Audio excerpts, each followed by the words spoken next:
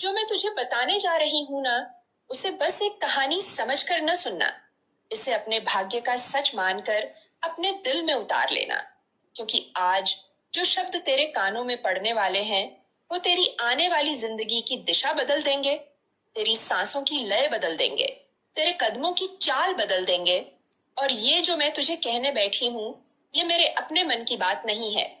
ये तो माँ काली का भेजा हुआ संदेश है, जो मेरे भीतर बिजली की तरह गूंजता रहा है और अब तेरे तक पहुंचना चाहता है। और मैं देख रही हूं कि ये समय साधारण नहीं है। ये समय तेरे जीवन के उस मोड़ पर आया है जब तू खुद को सबसे ज्यादा अकेला, टूटा और असहाय महसूस कर रहा है। जैसे सारी दुनिया ने तुझसे मुंह मोड़ लिया हो, जैसे तेरा अपना घर भी अब तेरा घर न रह गया हो, जैसे तेरा कोई अपना अब तेरा अपना न रहा हो, और तू चुपचाप अपने घावों को छुपाकर बस जीने की कोशिश कर रहा है। लेकिन आज जो होने वाला है, वो तेरे दिल की इस ठहरी हुई झील में एक ऐसा पत्थर फेंकेगा कि लहरें तूफान बन जाएंगी, क्योंकि तेरी ओर एक इच्छाधारी नागिन बढ़ रही है। और नहीं, ये वो डरावनी नागिन नहीं है जो तुझे नुकसान पहुंचाने आई हो। ये तेरे लिए माँ के आदेश से आई है, तेरे हाथों में एक जरूरी संदेश रखने, तुझे तेरे अतीत के जहर से मुक्त करने और तेरे भविष्य के दरवाजे खोलने। मैं उसकी आंखों में देख रही हूँ, उनमें कोई लालच, कोई छल नहीं है, बस एक गहरी अथाह करुणा है, एक पीड़ा है जो उसने अपने भीतर सालों से दबा कर रखी है, और अब वो तेरे सामने फूटने वाली है। वो चलती है तो उसके कदमों के साथ धरती हल्की सी कांप उठती है। उसकी सांसें जैसे शीतल हवा का झोंका बनकर तेरे चारों ओर लिपट जाएं। और जब वो तेरे सामने आकर खड़ी होती है, तो तू खुद को उससे डरने के बजाय उसके सामने रो देने को तैयार पाता है, जैसे तू उसे बरसों से जानता हो, जैसे वो तेरे दर्द के हर पन्ने को पहले से पढ़ चुकी हो। वो अपने नर्म पर दृढ़ स्वर में कहती है, तुझे लगता है तूने सब खो दिया है, तुझे लगता है कि तेरी जिंदगी में अब कुछ अच्छा नहीं बचा, पर सच ये है कि तू अभी अपने सबसे बड़े मोड़ पर खड़ा है। और मैं तुझे बताने आई हूं कि माँ ने तेरा नाम अपनी हथेली पर लिख लिया है। अब तुझे कोई मिटा नहीं सकता, न तेरे दुश्मन, न तेरा बुरा वक्त, न तेरी गलतियां, न तेरे कर्मों का अंधेरा, कुछ भी नहीं, क्योंकि तू माँ का है, और माँ अपने बच्चों को कभी अधूरा नहीं छोड़ती। तेरे सीने में कुछ टूटने लगता है, जैसे बरसों का बोझ अचानक हल्का हो रहा हो।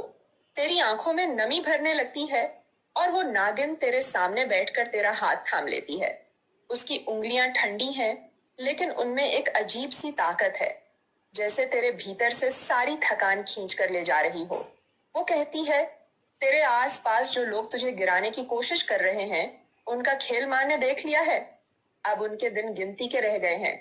लेकिन तू ध्यान रख, गुस्से में या बदले की भावना में कोई कदम मत उठा। बस माँ के बताए रास्ते पर चल, और आज से हर रात सोने से पहले माँ का नाम लेकर अपने दिल से कहना, माँ, अब मैं सब तेरे हवाले करता हूँ। बस यही तेरा कवच बनेगा। तू उसकी बातों में डूब जाता है, जैसे तेरे दिल का हर सवाल उसे पहले से पता हो। वो तुझे तेरे बीते हुए समय की कई ऐसी सच्चाइयां बताती है जो तूने कभी किसी से साझा नहीं की, लेकिन वो सब उसकी जुबान पर है। तू हैरान रह जाता है, और वो मुस्कुराती है, क्योंकि मैं तेरी कहानी पढ़ने नहीं आई। मैं तो उस किताब की सह लेखक हूँ जिसमें तेरी किस्मत लिखी गई है, और माँ ने मुझे भेजा है ताकि मैं आखिरी अध्याय को बदल दूं। तू महसूस करता है कि तेरे भीतर कहीं एक नई लौ जल रही है, एक भरोसा, एक विश्वास जो बरसों से खो गया था। और वो नागिन उठकर जाने लगती है, लेकिन जाने से पहले तेरे कान में धीरे से कहती है, याद रख, अगला चांद पूरा होने से पहले तेरे जीवन में वो व्यक्ति लौटेगा जो तेरे लिए सब कुछ बदल देगा।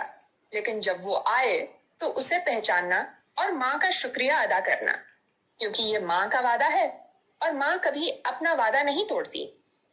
वो जैसे आई थी वैसे ही चुपचाप ओझल हो जाती है, लेकिन तेरे चारों ओर उसकी खुशबू रह जाती है, और तेरा मन पहली बार हल्का, खुला और आसमान जितना बड़ा महसूस करता है, जैसे माँ ने सचमुच तुझे अपनी बाहों में भर लिया हो। और तू समझ जाता है कि ये मुलाकात किसी किस्से का हिस्सा नहीं, बल्कि तेरे भाग्य का सबसे सच्चा पन्ना थी। तू वहीं खड़ा रह गया था। तेरी सांसें जैसे कुछ पल के लिए थम गई थीं, जैसे तेरे आसपास का समय रुक गया हो और बस उस नागिन के कदमों की गूंज तेरे कानों में रह गई थी। लेकिन जैसे ही उसकी परछाई भी नजर से ओझल हुई, तेरे भीतर कुछ बदल चुका था। तेरे दिल की गहराई में एक अजीब सी ठंडक और गर्मी एक साथ उतर आई थी। ठंडक इसलिए कि तेरे सारे डर जैसे किसी ने खींचकर दूर फेंक दिए हों, और गर्मी इसलिए कि तेरे भीतर अब एक ऐसी आग जलने लगी थी जो तुझे हर अंधेरे से पार कराने के लिए काफी थी। तूने आसमान की तरफ देखा और तेरे होंठ अपने आप हिल गए। माँ, अगर ये तू थी जिसने उसे भेजा, तो मैं तेरा हमेशा का ऋणी हूँ। और जैसे ही तूने ये कहा, तुझे अपने कान के पास बहुत हल्की सी एक आवाज सुनाई दी, जैसे कोई दूर से कह रहा हो, मैं तेरे पास हूँ, हर सांस में, हर धड़कन में। तेरे शरीर में सिहरन दौड़ गई। तूने चारों ओर देखा, कोई नहीं था, पर तेरे मन में अब कोई शक नहीं था कि माँ ने तुझसे बात की है। और उस पल तुझे लगा कि शायद अब तेरे जीवन का सबसे कठिन समय खत्म होने वाला है। लेकिन तू ये नहीं जानता था कि असली परीक्षा अभी बाकी है। असली रास्ता अब शुरू होने वाला है। उस रात तू देर तक सो नहीं सका। नागिन की आंखें, उसकी आवाज, उसका स्पर्श बार बार तेरे जहन में घूमता रहा, और तू हर बार यही सोचता रहा। उसने कहा था, अगला चांद पूरा होने से पहले कोई मेरे जीवन में लौटेगा। लेकिन कौन? तू अपने अतीत के लोगों के बारे में सोचने लगा। वो दोस्त जिसने तेरा साथ तब छोड़ा जब तू सबसे निचले पायदान पर था। वो रिश्ता जो अधूरा रह गया। वो परिवार का सदस्य जिसने तुझे धोखा दिया। और फिर तेरे भीतर डर भी आया, क्या ये लौटना अच्छा होगा या बुरा? लेकिन अगले ही पल तेरे कान में उसकी आवाज गूंज जाती, माँ का वादा है और माँ कभी अपना वादा नहीं तोड़ती। तू इस भरोसे में लिपट कर आखिर सो गया, और सपनों में तूने उसे फिर देखा। लेकिन इस बार वो किसी जंगल के बीच खड़ी थी। उसके पीछे घना अंधेरा था और सामने जलती हुई अग्नि। वो तुझे इशारे से बुला रही थी, और जैसे ही तू उसके पास पहुंचा, उसने तेरे हाथ में एक चमकता हुआ पत्थर रख दिया जिस पर नाग का चिन्ह बना था, और कहा, जब तेरा रास्ता बंद हो, इसे पकड़कर माँ का नाम लेना। सुबह उठते ही तूने सोचा कि ये तो बस सपना था। लेकिन जैसे ही तूने अपने तकिए के पास देखा, वहां एक छोटा सा काला पत्थर सचमुच रखा था। तूने उसे हाथ में लिया। वो ठंडा था, लेकिन तेरे हाथ में आते ही जैसे धड़कने लगा, जैसे उसमें भी कोई जीवन हो। तू समझ गया कि ये कोई साधारण वस्तु नहीं है, ये माँ की तरफ से दिया गया कवच है। उस दिन से तूने उसे हमेशा अपनी जेब में रखना शुरू कर दिया, और धीरे धीरे तेरी जिंदगी में बदलाव आने लगा। जिन कामों में तू महीनों से अटका हुआ था, वो एक एक करके पूरे होने लगे। जिन लोगों ने तुझे नजरअंदाज किया था, वो अचानक तुझसे बात करने लगे। लेकिन तूने जल्दी ही समझ लिया कि ये सब सिर्फ शुरुआत है। तीसरे दिन शाम को तू बाजार से लौट रहा था। तभी एक बूढ़ा फकीर तेरे रास्ते में आकर खड़ा हो गया।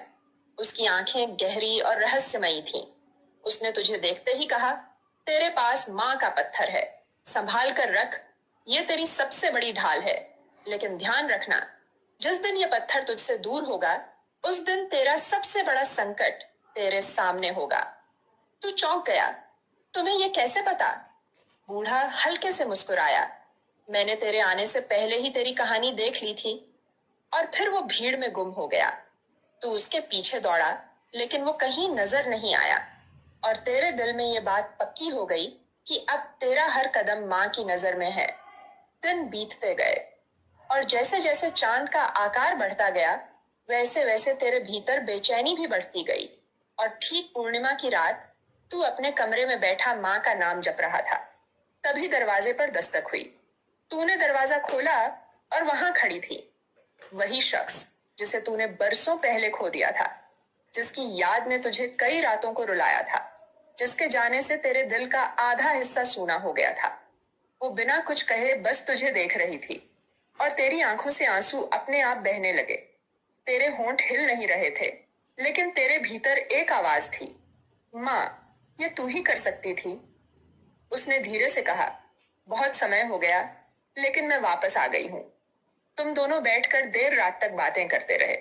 उसने अपने सफर की हर तकलीफ, हर मजबूरी, हर धोखा तुझे बताया। और तूने भी अपने घाव खोलकर रख दिए। लेकिन सबसे अजीब ये था कि इस पूरी मुलाकात के दौरान तेरे दिल में कोई कड़वाहट नहीं थी, बस एक गहरी शांति थी, जैसे माँ ने दोनों के बीच के सारे जहर को पहले ही खींचकर दूर फेंक दिया हो। अगले कुछ दिनों में तूने महसूस किया कि तेरी जिंदगी में एक नई ऊर्जा आ गई है, जैसे हर सुबह तुझे पुकार रही हो, अब उठ, अब तेरा वक्त है। लेकिन एक शाम जब तू नदी किनारे बैठा था, अचानक वही इच्छाधारी नागिन फिर तेरे सामने आ खड़ी हुई। इस बार उसकी आंखों में चिंता थी। उसने कहा, तुझे लगा होगा कि सब खत्म हो गया, लेकिन असली खेल अब शुरू होने वाला है।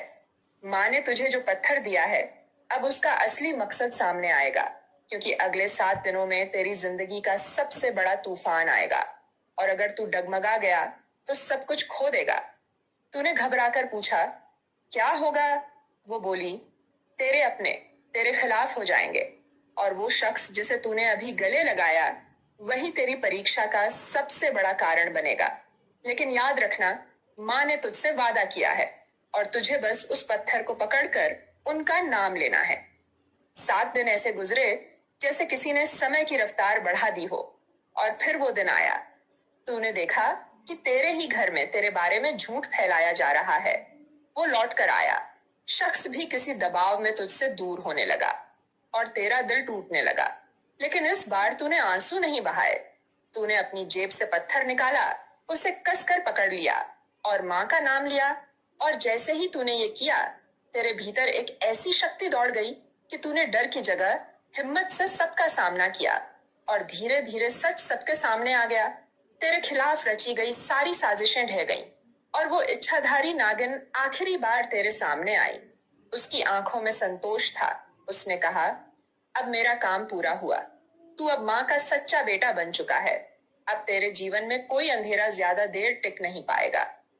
और वो हवा में विलीन हो गई। लेकिन इस बार तुझे पता था कि वो कभी सच में दूर नहीं जाएगी। उस दिन से तू हर सुबह और हर रात माँ का नाम लेकर अपने दिल में उस पत्थर को महसूस करके जीता है, और तेरा जीवन एक खुली किताब बन गया है, जिसमें हर पन्ना माँ के आशीर्वाद से लिखा जा रहा है। और तू जानता है कि जब तक माँ का वादा तेरे साथ है, कोई ताकत तुझे गिरा नहीं सकती। और जब कभी भी तू अकेला महसूस करता है, तो तुझे वो पहली मुलाकात याद आ जाती है, जब एक इच्छाधारी नागिन तेरे जीवन में आई थी, माँ का संदेश लेकर, और तेरे भाग्य की दिशा हमेशा के लिए बदल गई थी। उस दिन के बाद तेरी जिंदगी मानो नए रंगों में रंग गई थी, जैसे अंधेरे आसमान में पहली बार सुबह की लालिमा फैल गई हो। तू हर सुबह माँ का नाम लेकर उठता, उस काले पत्थर को हाथ में लेकर उसकी ठंडक और स्पंदन महसूस करता।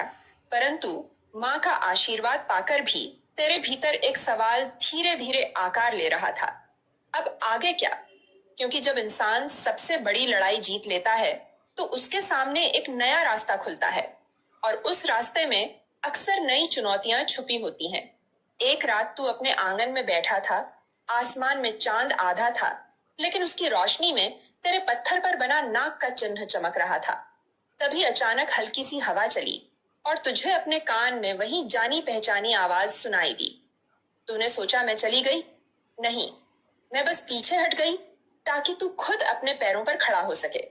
तूने चारों ओर देखा, और धीरे धीरे आंगन के कोने में एक धुंध सी बनने लगी, और उस धुंध से इच्छाधारी नागिन का रूप उभर आया।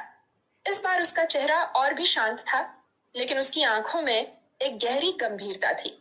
वो तेरे पास आकर बोली, तेरा सफर अभी खत्म नहीं हुआ है। अब तुझे माँ का वो काम पूरा करना है जिसके लिए उन्होंने तुझे चुना है। अब तू केवल अपने लिए नहीं जिएगा, बल्कि उन सबके लिए जो अंधेरे में डूबे हैं और जिन तक माँ की आवाज नहीं पहुंच पा रही। तूने आश्चर्य से पूछा, लेकिन मैं कैसे? मैं तो साधारण इंसान हूँ। नागिन मुस्कुराई, साधारण वही है जिसे माँ असाधारण बना देती है। तेरे भीतर जो शक्ति है, उसे अब तू दूसरों के लिए इस्तेमाल करेगा। अगले ही दिन से तेरा जीवन एक नए मिशन पर चल पड़ा। तूने गांव के लोगों की मदद करनी शुरू की। कभी किसी गरीब के घर चुपचाप राशन रख देता, कभी किसी बीमार को दवा पहुंचा देता, कभी किसी रोते हुए बच्चे को गोद में लेकर शांत कर देता। और अजीब बात यह थी कि तू जब भी ये काम करता, तेरे पत्थर की चमक बढ़ जाती, मानो माँ खुद तुझे आशीर्वाद दे रही हो। लेकिन जैसे जैसे तू लोगों की मदद करता गया, वैसे वैसे कुछ ऐसे लोग भी तुझसे नाराज होने लगे जो दूसरों की मुसीबतों से फायदा उठाते थे। एक दिन गांव के चौक पर कुछ लोग तेरे खिलाफ बातें करने लगे। ये सब दिखावा है, ये बस अपनी इज्जत बनाने के लिए करता है। लेकिन तूने माँ का नाम लेकर उन बातों को हवा में उड़ा दिया। तुझे याद था नागिन के शब्द, जब तक माँ का वादा है कोई तुझे गिरा नहीं सकता। फिर एक दिन एक बूढ़ी औरत तुझसे मिलने आई। उसकी आंखों में डर था। उसने कहा, बेटा, मेरे घर के पीछे वाली बस्ती में एक अजीब बीमारी फैल रही है। लोग एक एक करके बिस्तर पर पड़ रहे हैं और किसी को समझ नहीं आ रहा कि ये क्या है। तू बिना समय गंवाए वहां पहुंचा। वहां का नजारा देख तेरे रोंगटे खड़े हो गए।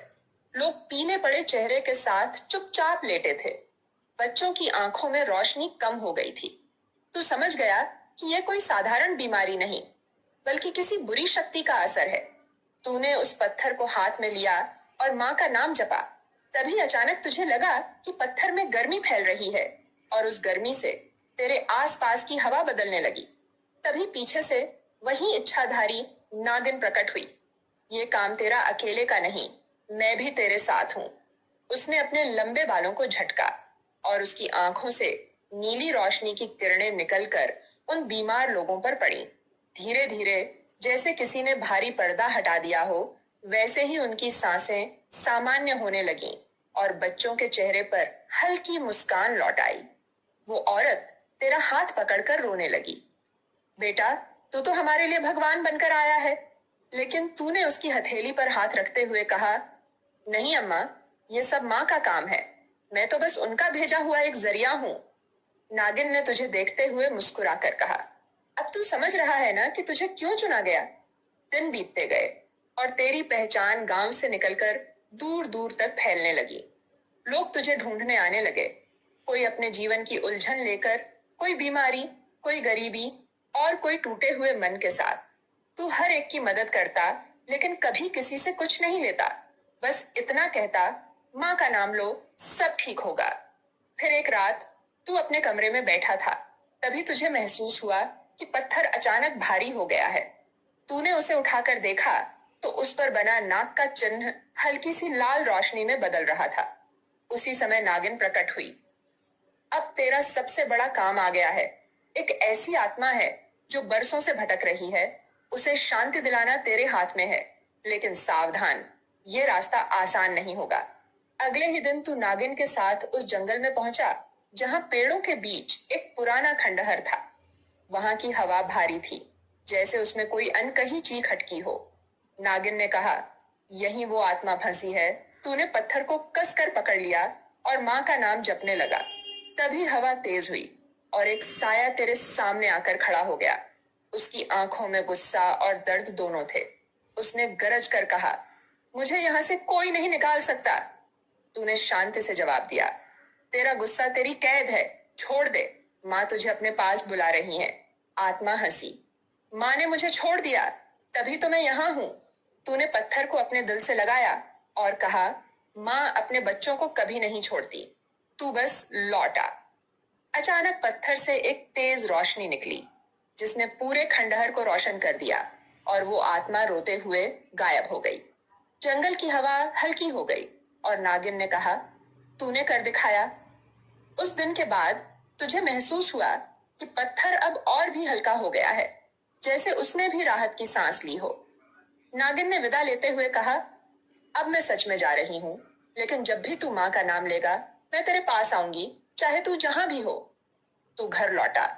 आसमान में पूर्णिमा का चांद चमक रहा था और तूने पत्थर को अपने सीने से लगाकर कहा, माँ, मैं तैयार हूं।